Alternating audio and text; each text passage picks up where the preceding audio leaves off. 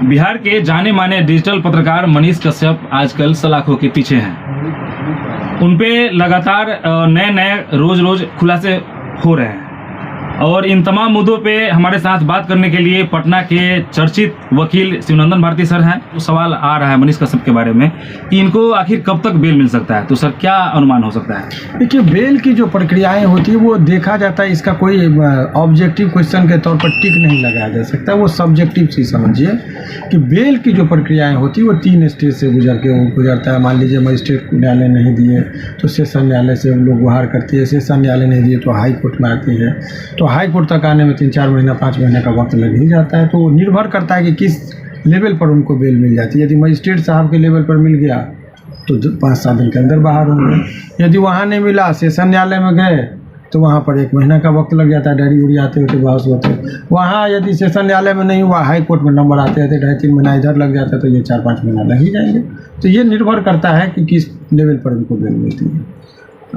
लोगों में चर्चा ये है कि मनीष कश्यप के घर पे जो कुर्की जब्ती हुई है वो तमिलनाडु प्रकरण पे हुई है, लेकिन कहीं ना कहीं सर इस मामले की सर सच्चाई क्या है? तमिलनाडु प्रकरण में कुर्की जब्ती हुई है या फिर कोई और मामला? नहीं, ये बिल्कुल अफवाह है। उनके ऊपर जो है सो एक पुराना मामला लंबित था, जिस मामले को लेकर जो है सो कुर्की जब्ती, चूँकि 82 बहुत पहले निर्गत हो चुका था, उसी के प्रकरण में पुराने मामले में जो है सो बेतिया में इनके घर पर जो है सो कुर्की जब्ती का वो कार्रवाई की जा रही थी। उस दौरान उन्होंने जगदीशपुर पुलिस के समक्ष जो है सो आत्मसमर्पण कर दिया।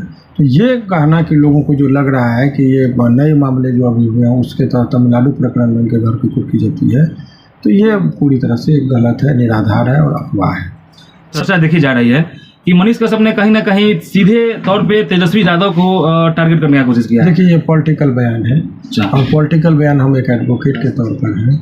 इन बयानों से वो क्या है वो कहना मेरे लिए नहीं, उनके लिए। देखिए, वो आरजेडी के भी प्रवक्ता हैं, वो अपनी बात को रखेंगे। बीजेपी से संबंधित होगा, बीजेपी के प्रवक्ता होता है, उस संदर्भ में मुझे नहीं को ये है। लेकिन मैं जानकारी के लिए बता दूं आपको, ये मेरा तर्क है कि जब कभी भी कहीं कोई केस होता है तो केस और पुलिस, स्पेशली मैं पुलिस के रिगार्डिंग बात करूं, तो वो विधि व्यवस्था इत्यादि गृह मंत्रालय के पास होता है और ये वर्तमान में तेजस्वी जी जो है गृह मंत्रालय को नहीं संभाल, मुख्यमंत्री जी के पास है ये। अब हाँ, तो ऐसे परिस्थिति में इनके ऊपर जो आरोप लगाना कानूनी रूप से, तथ्यात्मक तौर पर क्या है हम नहीं कहेंगे, लेकिन कानूनी तौर पर तो इतना बात स्पष्ट समझे कि जो इनके ऊपर जो इस तरह का है वो मैंने चूँकि इनके पास विभाग में, तो आप जिम्मेदारी इनको नहीं ठहरा सकते।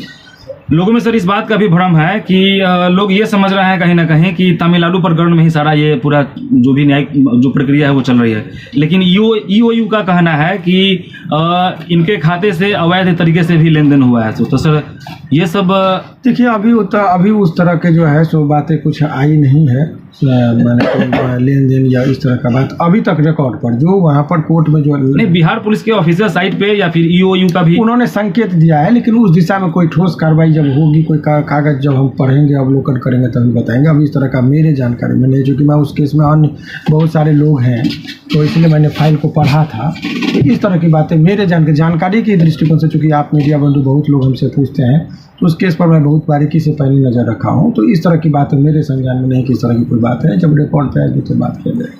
खान सर जैसे तमाम वैसे बड़े कोचिंग संचालक जो भी बिहार में है, उन लोगों पे भी आरोप लग रहा है कि उन लोगों ने मनीष कश्यप को फंडिंग या फिर इस तरह का।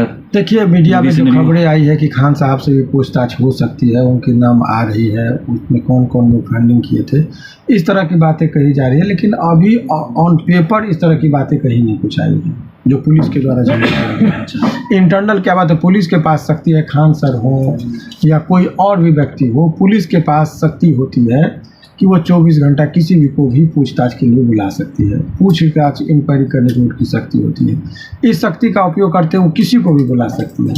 तो यदि खान सर हो या कोई व्यक्ति हो तो पूछताछ के लिए तो बुलाया ही जा सकता है, यदि पुलिस को लगेगा कि मटेरियल है तो। लेकिन अनावश्यक पुलिस किसी को क्यों बुलाएगी यदि उस केस से कोई लेना देना नहीं होगा? तो यही बात। एक अंतिम सवाल रहेगा सर, गांधी जी के बारे में इनका एक पुराना बहुत मतलब वीडियो वायरल हो रहा है अभी, जिसमें उन्होंने कुछ असंवैधानिक बातें कही हैं, तो इस मामले को भी अभी के मतलब तमाम कार्रवाई से भी जोड़ा जा सकता है क्या उस वीडियो को?